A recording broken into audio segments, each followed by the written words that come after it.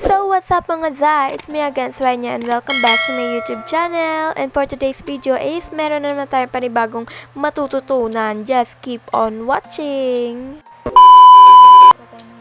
So, una, punta muna tayo sa ating YouTube channel para ipakita ko sa inyo. Ayan, di ba yung nakikita nyo yung isang video dyan, guys, na parang siya yung naging highlight ng ating channel. Ganyan. Ituturo ko sa inyo paano maglagay ng ganyan.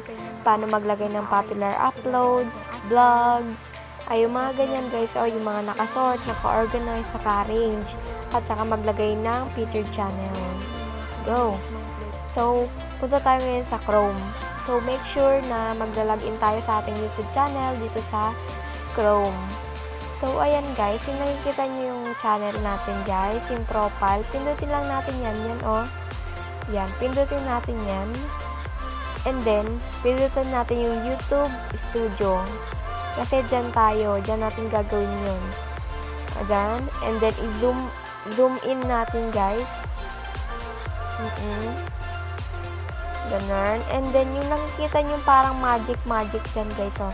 Yung sa baba ng dollar sign. Sa dollar sign, guys. Pindutin natin yan siya. Oo. Yan. And then, zoom out. Na-zoom out natin kasi masyado namang zoom masyado. So now, okay. So now, pipindutin natin yung add. Yung sa gilid yan, add. And then, pipili tayo ng gusto nating video na i-highlight, guys. So, sa akin, ang nilagay ko, gusto kong ilagay is yung postal ID. Ayan. Yung postal ID na tutorial ko, guys. So, yun na yun siya. So, ngayon, magkakanta tayo. Pipindutin natin tong add section.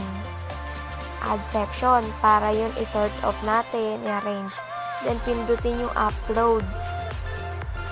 Yun na yan. Lalabas na dyan. Tapos, yung popular. Ayan. And then, ngayon, yung single playlist. Yung mga ginawa natin playlist yan, guys.